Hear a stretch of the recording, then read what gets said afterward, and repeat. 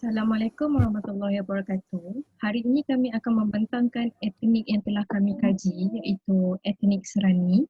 Nama saya Erdina Munirah binti Zainul Abidin dan ahli kumpulan yang lain ialah Zulaika binti Mazham, Khairunisa Hafizah binti Abdul Haq, Nur Iliana Raina dan Nur Alia binti Zulkafli.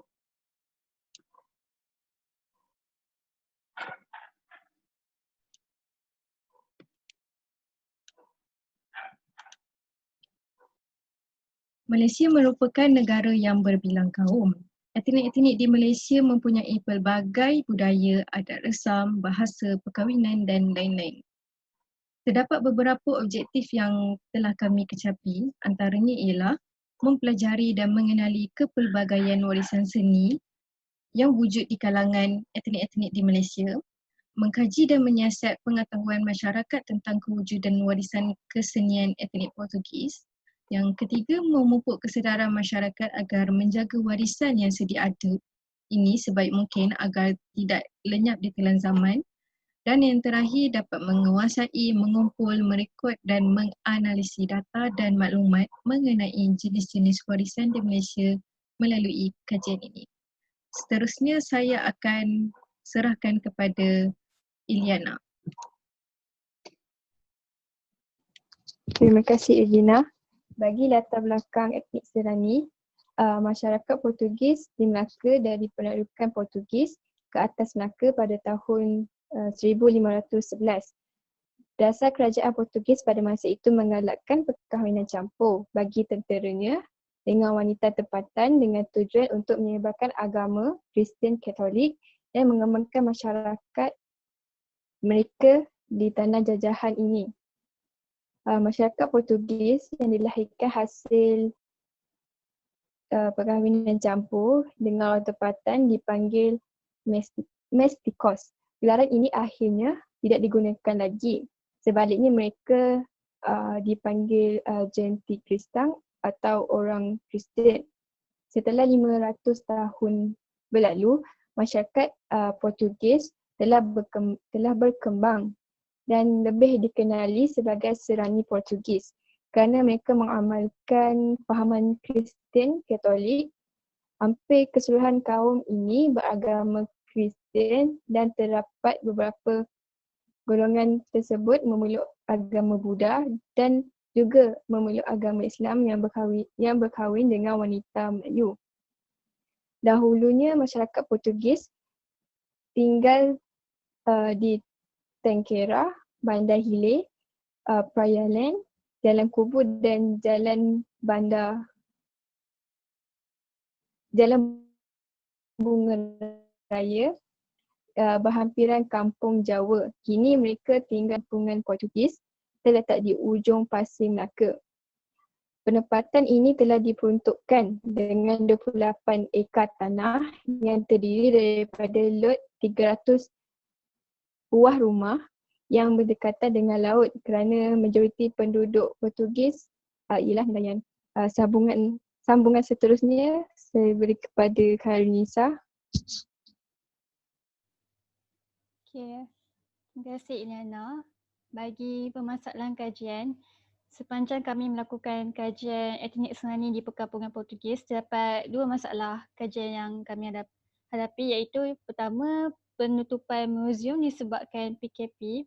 Seperti yang kita tahu, negara kita sedang dilanda wabak COVID-19, jadi terdapat banyak premis yang telah ditutup sepanjang PKP. Dan ketika kami menghubungi Mr. Jerry, orang yang bertanggungjawab menguruskan muzium tersebut, Mr. Jerry memaklumkan bahawa muzium masih belum dibuka dan ia menyukarkan kami untuk melakukan kajian kerana masa yang kami ada sangat singkat dan kami perlu menunggu masa yang sesuai sehingga muzium dibuka semula. Namun begitu, penyelesaian masalah kami dapat diselesaikan apabila Mr. Jerry menghubungi kami semula dan memaklumkan bahawa muzium telah dibuka semula. Dan masalah kedua adalah lokasi kajian dilakukan, di mana lokasi tersebut adalah di perkampungan Portugis Melaka dan kami semua berasal dari negeri yang jauh. dan menyukarkan kami untuk melakukan kajian memandangkan kami berasal dari Pahang, Terengganu dan Selangor. Jadi kami membuat keputusan untuk bermalam di Melaka bagi memudahkan kami melakukan kajian tersebut. Seterusnya saya serahkan kepada Nur Alia. Terima kasih Khairunisa. Seterusnya pengenalan pengembangan etnik Serani di Malaysia terutama di Melaka bermula apabila tentera Portugis menawan Selat Melaka kemudian berkahwin dengan penduduk tempatan iaitu kaum Cina, Melayu dan India. Dari kajian yang kami lakukan, kami akan membentang mengenai komposisi etnik Serani, sejarah etnik, tahap pendidikan, kegiatan ekonomi, tarian, makanan dan seterusnya. Seterusnya saya akan serahkan kepada Zulaikha. Terima kasih Nur Alia. Okey, bagi komposisi etnik, pada zaman dahulu jumlah penduduk etnik Serani mempunyai seramai 4,000 orang di mana mereka ini tinggal di 3 perkampungan iaitu Perkampungan Tengkera, Bunga Raya dan Perayalin.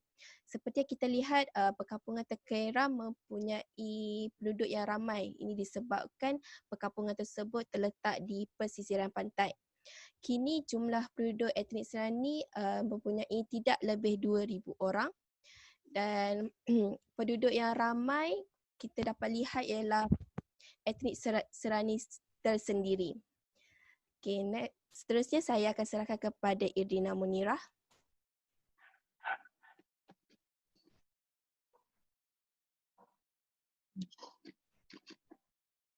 Terima kasih Zulaikha.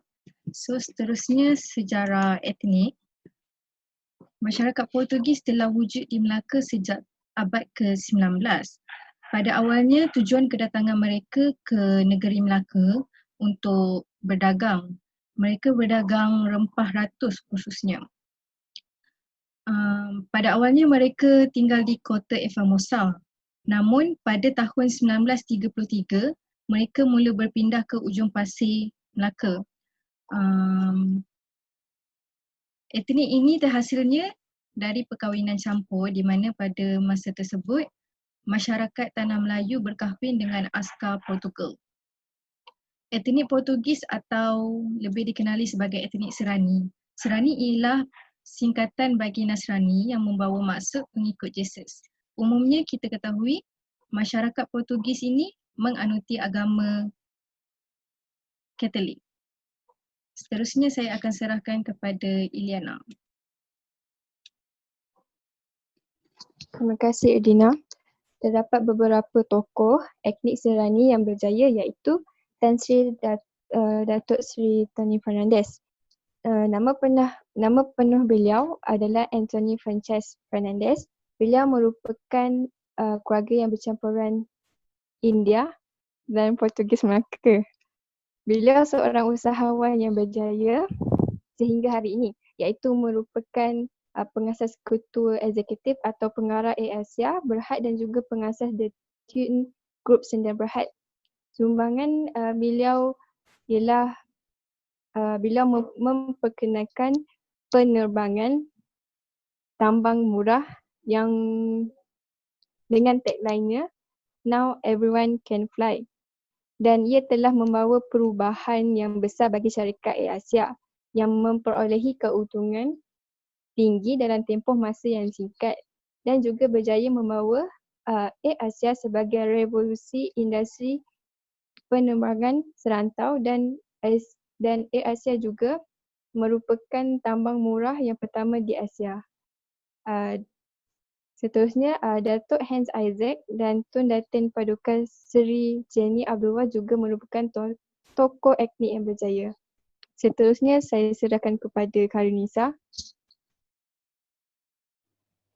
Bagi kegiatan ekonomi etnik Serani pula, pada asalnya mereka banyak melakukan kegiatan industri domestik seperti menangkap ikan, membuat cincaluk dan ikan kering.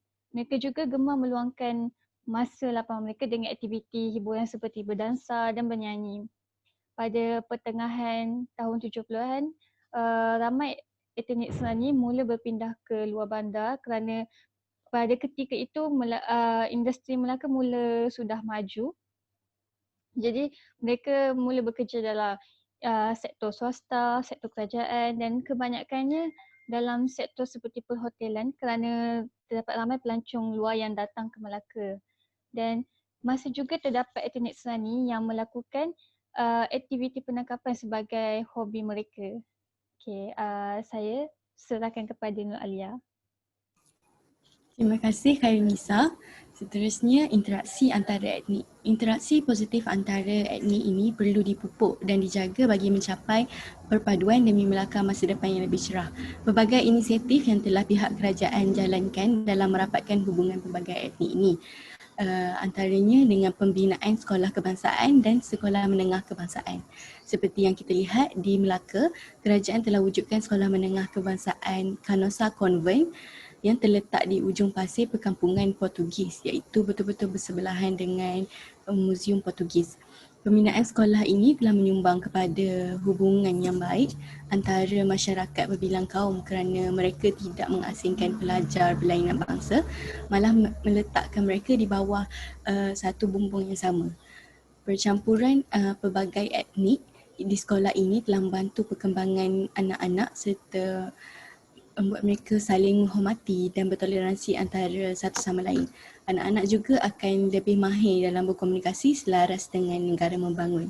Selain itu, kerajaan menjadikan institusi budaya sebagai ejen interaksi di mana di perkampungan Portugis itu sendiri, ia dijadikan rumah terbuka sambutan perayaan Christmas peringkat kebangsaan.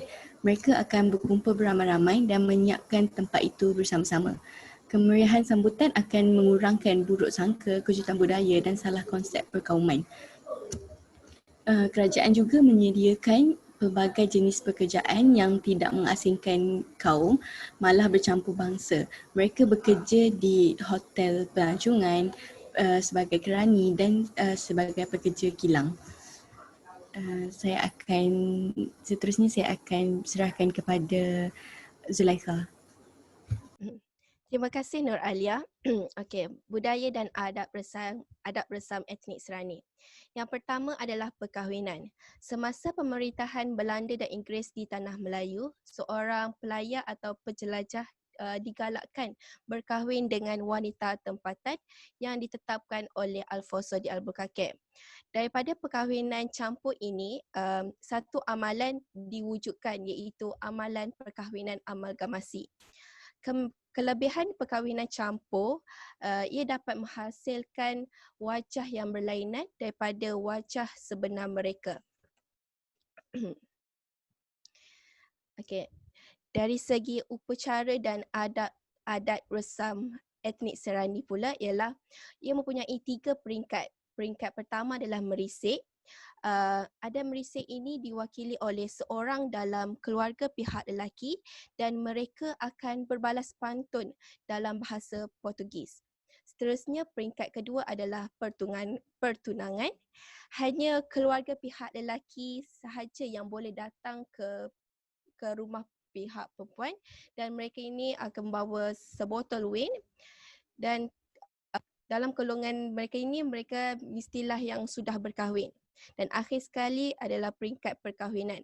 Peringkat perkahwinan akan berlangsung selama 4 hari. Okey. Pada hari pertama,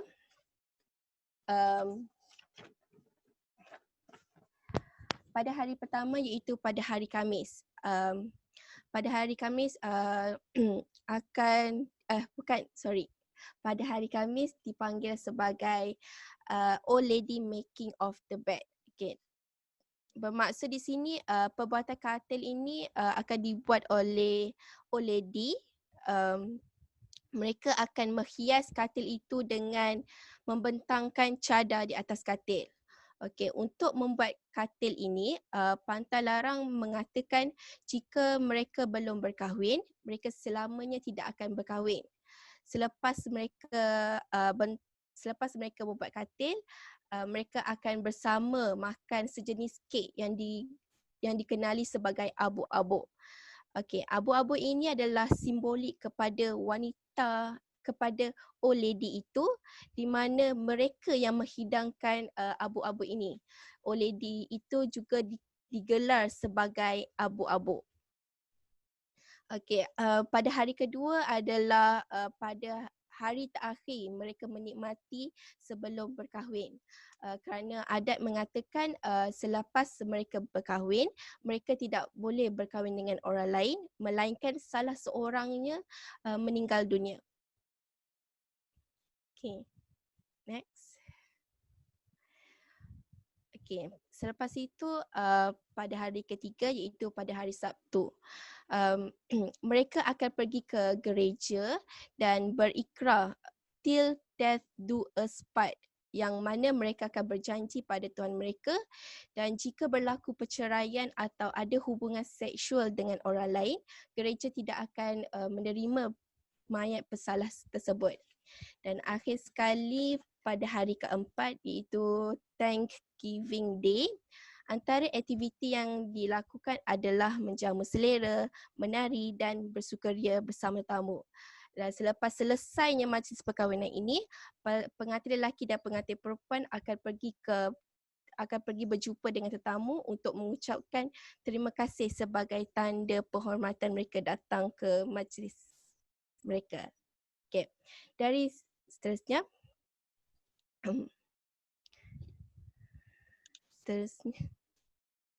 Terima kasih. okay. Bagi adat kelahiran etnik Serani pula, dia sama dengan adat kelahiran kaum Melayu. Seperti seorang jururawat datang ke rumah untuk memeriksa kesihatan bayi bagi memastikan keadaan bayi itu dalam keadaan baik. Selepas itu mereka juga akan memanggil bidang kampung untuk mengurut kaum-kaum ibu ini. Okey, akhir sekali bagi adat kematian, mayat akan disimpan selama 3 hari dan antara upacara yang diadakan dalam tempoh 3 hari itu ialah seperti mayat itu disembahyangkan setiap sejam bermula 8 pagi sehingga 12 malam. Seterusnya mereka akan hidangkan sagu goreng dan bermain permainan ceki. Okey, seterusnya saya akan serahkan kepada Idina Munirah. Terima kasih Zulaika.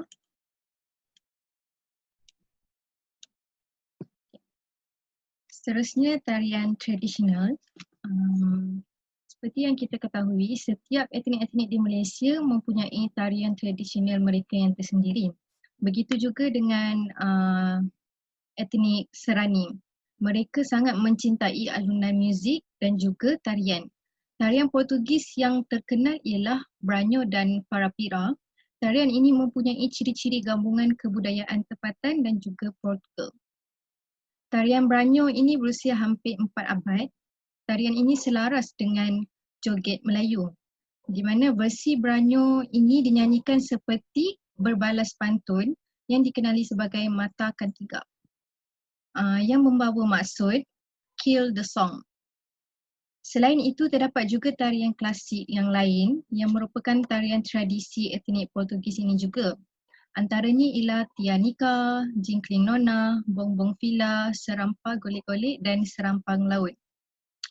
Kini masyarakat Portugis ini mempunyai satu kumpulan mereka sendiri, kumpulan tarian Portugis yang dikenali sebagai O Malio Malio Dance Troupe.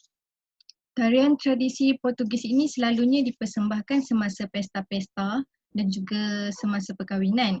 Tarian ini akan sering dipersembahkan sebagai budaya dan tradisi mereka ketika upacara seperti pertunangan, sambutan hari jadi, tahun baru dan perkahwinan.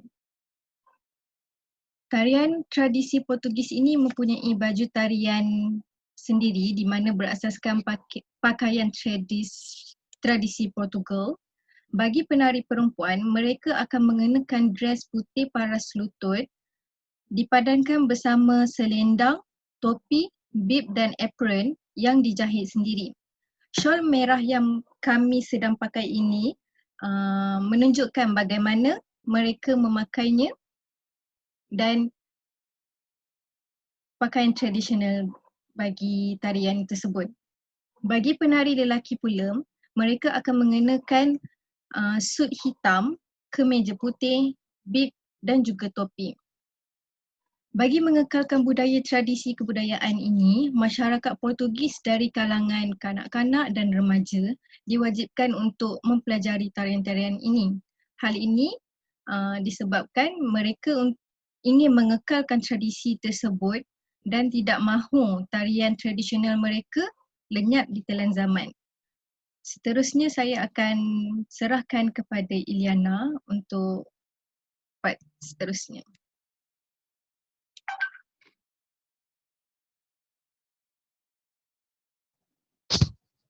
Terima kasih Edina. Bagi etnik Serani juga mempunyai makanan tradisi iaitu kari debal atau kari debal. Ada semua mengatakan kari ini sangat pedas dan disebabkan itu juga mereka memberi nama seperti itu.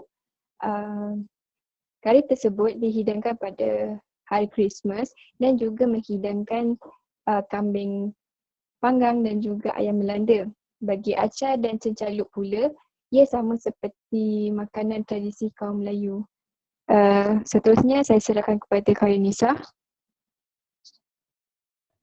Okay, bagi pakaian tradisional etnik Serani, jika dilihat daripada pemakaian etnik Serani, tiada bezanya dengan orang Melayu kerana pemakaian mereka telah dipengaruhi dengan budaya masyarakat tempatan. Kalau pakaian lelaki seperti biasa, mereka akan memakai kemeja dan seluar panjang, dan untuk wanita pula jika dapat dilihat dalam gambar, mereka akan memakai kebaya bersama dengan kain sarung. Namun begitu, etnik Serani tetap mempunyai pakaian asal mereka yang mencerminkan warisan dan budaya mereka.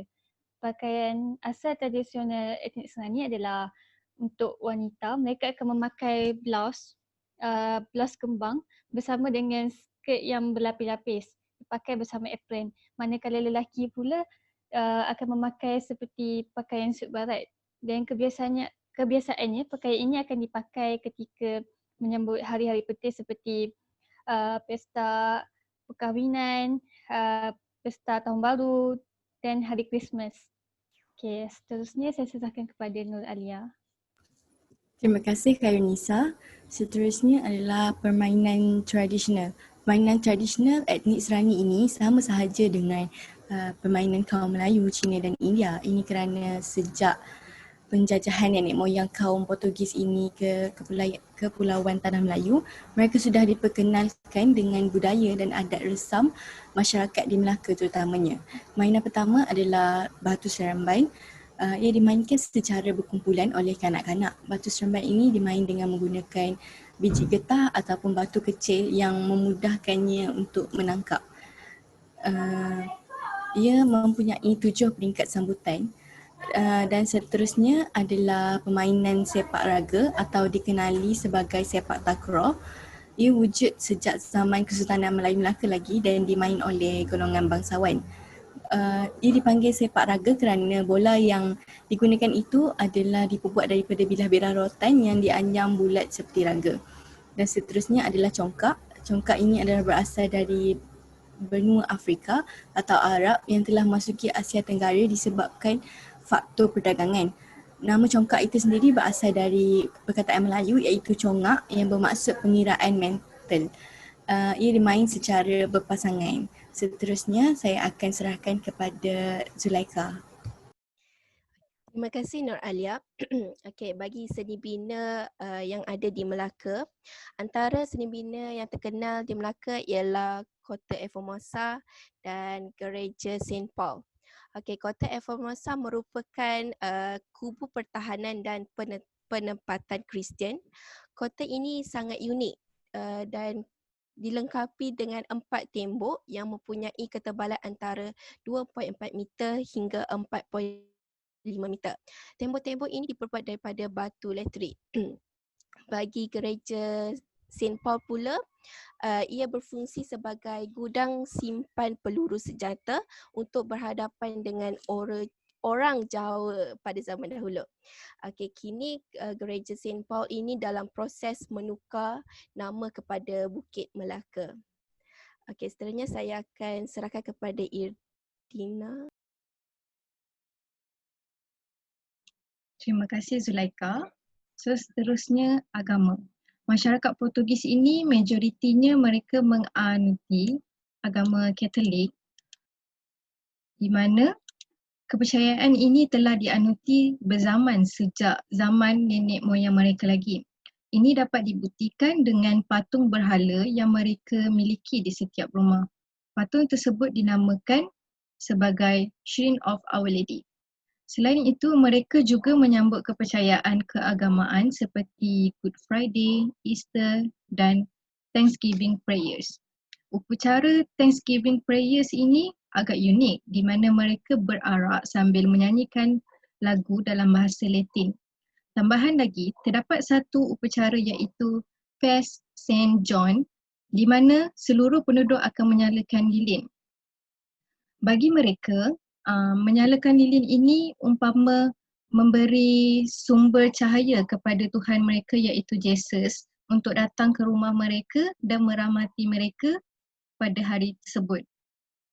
Upacara tersebut masih lagi mereka amalkan sehingga kini.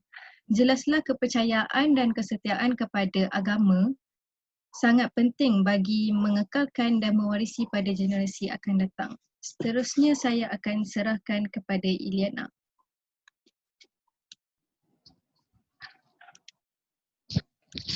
Dari sudut bahasa pula, mereka selalu bertutur bahasa Kristian atau Creole Portugis.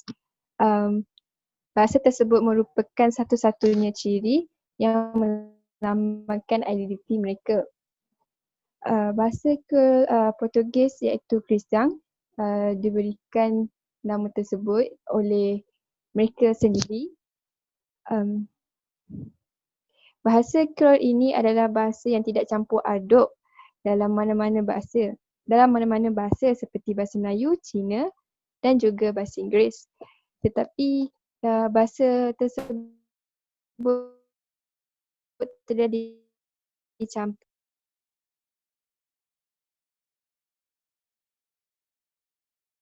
aduk dalam dua bahasa iaitu bahasa Melayu.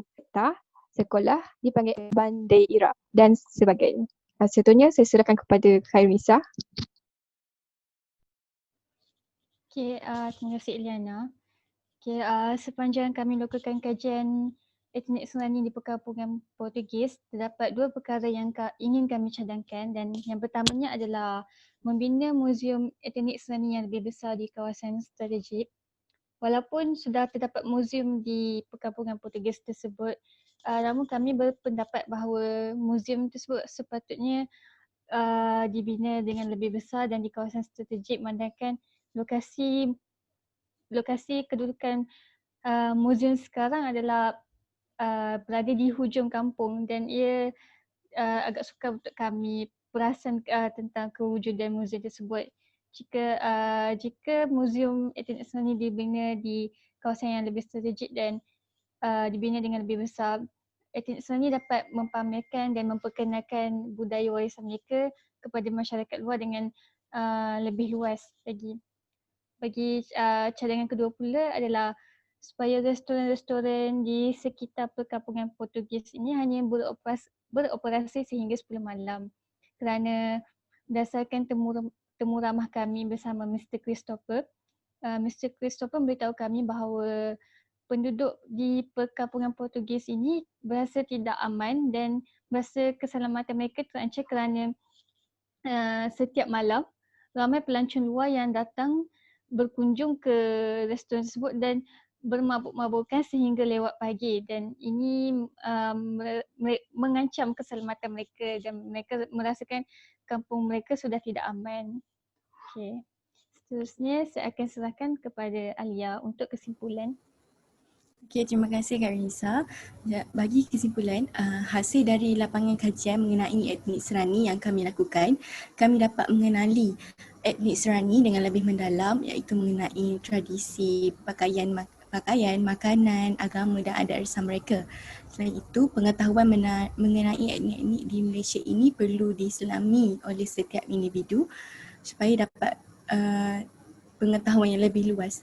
Dan selain itu, Sebagai masyarakat Malaysia, kita haruslah menghargai perpaduan yang telah dicapai ini dan tidak sesekali merendahkannya. Sekian sahaja daripada kami. Obrigado. Obrigada. Obrigado. Obrigada.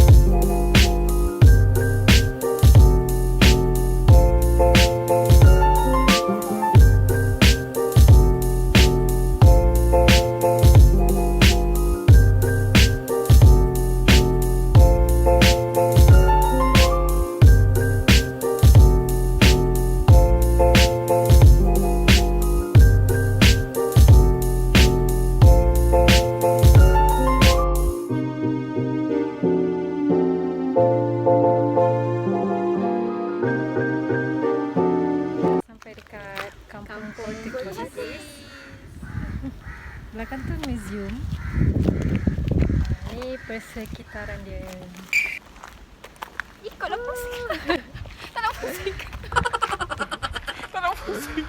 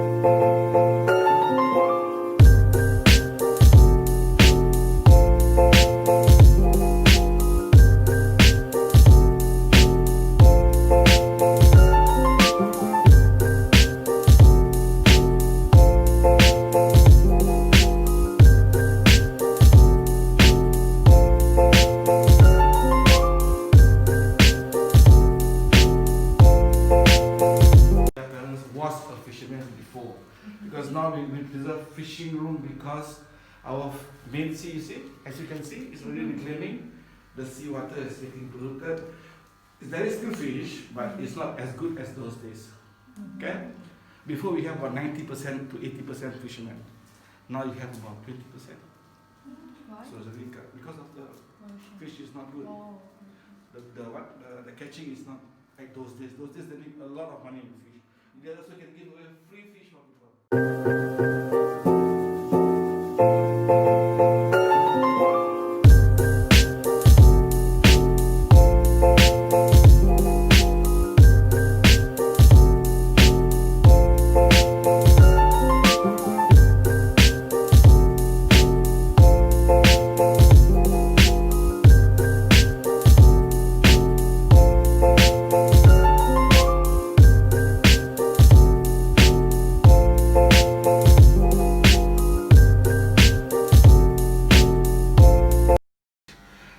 time that they were talking about hand over the village to the priest, because the priest actually bought this land, Father Korah. So that's why we say this land, wherever we are, we say, I don't go back home to Padre Secang. Padre Secang means the priest land. Padre is priest, you know Padre, right? Padre in Portuguese is Padre. Chang is land. Padre Secang. Yeah? And this is all the, this semua kampung Portugis sana orang. Dan mix lah, I think Mas Arif pun ada. English lah, during the British time. British time, the British was, you know, was.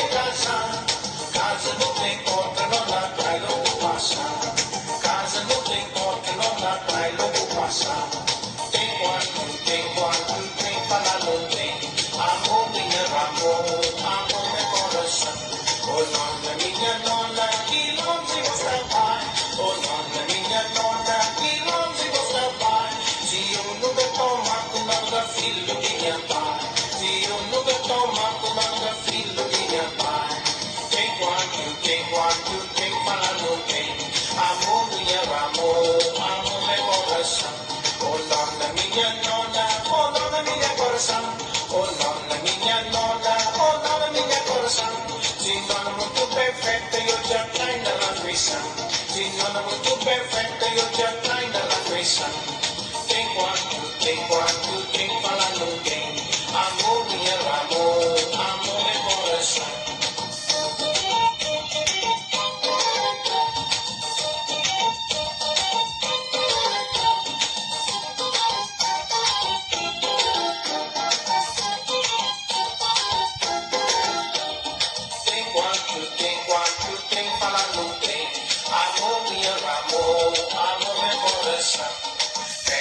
yang harus diamati.